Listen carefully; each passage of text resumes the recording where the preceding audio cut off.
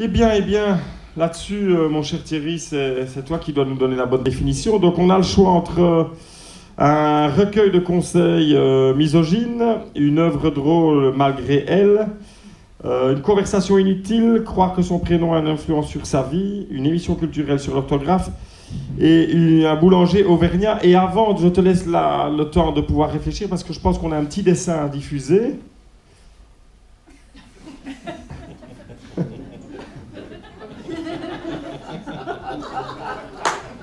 Merci, Denis. Merci. Thierry, une petite réponse là-dessus. Qu'est-ce que c'est une aporie ? Oui, Fabien, avant, quand on donnait la bonne définition, il y avait la petite moulinette. Je l'ai donnée au chat pour le mettre dans leurs archives, donc j'en ai une autre.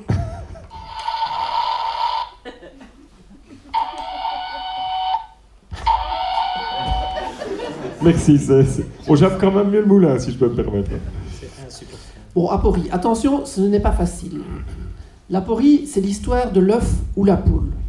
Une aporie est une difficulté philosophique à résoudre un problème. Pour Aristote, c'est une question qui plonge l'auditeur dans le doute, tout en le repoussant à trancher entre deux affirmations. On peut dire que l'aporie est une impasse dans un raisonnement. La plus célèbre est celle de Zénon, avec Achille qui ne peut rattraper une tortue parce que tandis qu'il parcourt la distance qui le sépare de la tortue, celle-ci avance et franchit un nouvel intervalle et ainsi de suite à l'infini. Donc il ne peut jamais la rattraper parce que quand il la rattrape, elle avance. Autre exemple, une flèche qui vole reste immobile parce qu'à tout moment donné, elle se trouve à un point déterminé de l'espace. Donc à chaque instant, elle est au repos. Le sens actuel de l'aporie est plus fort et concerne tout problème insoluble. Dans les philosophes contemporains, Jacques Derrida l'utilise beaucoup. Par exemple, de Derrida, ce qui est pardonnable est déjà pardonné. Donc on n'a pas à pardonner, on n'a qu'à pardonner que l'impardonnable. Oui.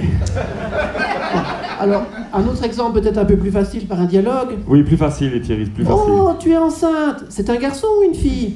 Oui.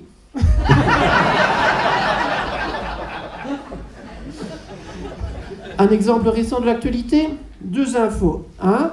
Mars retire des milliers de barres chocolatées du marché parce qu'ils pourraient contenir du plastique. 2. Les célibataires français ne consomment que 3,8 préservatifs par an et par personne. 3,8, je ne sais pas ce qu'ils font du 0,2% restant. Conclusion insoluble. Si tu veux t'enfiler un bounty, il ne faut pas de plastique, mais si tu veux enfiler ton sneakers, mets du latex. Tiens, par association d'idées, vous avez lu Nord Presse. C'est suite au scandale Mars que Brian Johnny a contacté la police pour procéder à l'arrestation de son Kinder Surprise qui contenait un gros morceau de plastique jaune. Pire, le contenant jaune avait à l'intérieur un petit personnage en plastique, lui aussi. Un autre exemple d'aporie. Grand changement à Thoin. Une passerelle est prévue sur la Sambre, à l'emplacement de l'ancien pont, une rénovation de la rue Léopold II, la liaison Erqueline-Lobe. Après s'être creusé le cerveau pendant des années avec des représentants de marcheurs qui n'ont parfois pas une plume que sous le chapeau, faut-il à nouveau changer le Tour Saint-Roch ou éviter de faire les travaux nécessaires au bon déroulement de la procession ? Non, pleurent les pingouins. Oui, crient les actionnaires d'Imbev et de Prozac. Et encore un dernier, nos politiques sont les grands spécialistes de l'aporie. Par exemple, ce tweet de notre ami Denis Ducarme. Enfin, c'est majestatif, et quand je dis ami, c'est une figure de style qu'on appelle une antiphrase. Comme c'est du propre quand son gamin s'est roulé dans la boue, ou c'est du joli quand il a dessiné un sexe sur les murs des toilettes. Oui, je dois le dire, j'ai autant de sympathie pour Denis Ducarme que la prof de art de l'académie pour Yves Caffonette, ou la pédicure du gai séjour pour Oscar Pistorius. Bon. Son tweet est « Le MR veut mieux armer les agents de police ». Mais dans quel sens mieux les armer ? C'est-à-dire les couler dans le béton, armer lui aussi. Ou les armer contre les vicissitudes de la vie. Ou les armer comme on arme un appareil photo argentique pour fixer le malheur du monde sur les plages flamandes. Ou les armer contre la dernière heure et la Nouvelle Gazette. Ou contre le racisme et le populisme. Non, ça je viens de le dire. Déjà que les policiers se coupent en deux dans les contrôles d'alcoolémie et la surveillance à Ville 2, et un demi-policier, c'est pas beau à voir. Tiens, tu sais comment on appelle un demi-policier ? Quelqu'un qui ne sait ni lire.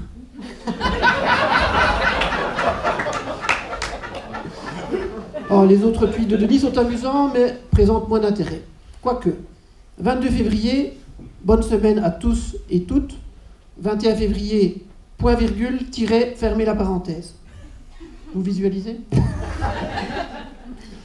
16 février, bonne soirée. 2 février, bonne journée. Et avant, c'est un peu redondant, mais allez voir, c'est passionnant. Aussi sûr que 2 et 2 font 7, comme dit Jacqueline Galland. Bon, j'arrête, sinon les enfants de l'école vont encore me dire « Monsieur, vous faites de l'hystérie mortifère démoniaque !» Merci Thierry.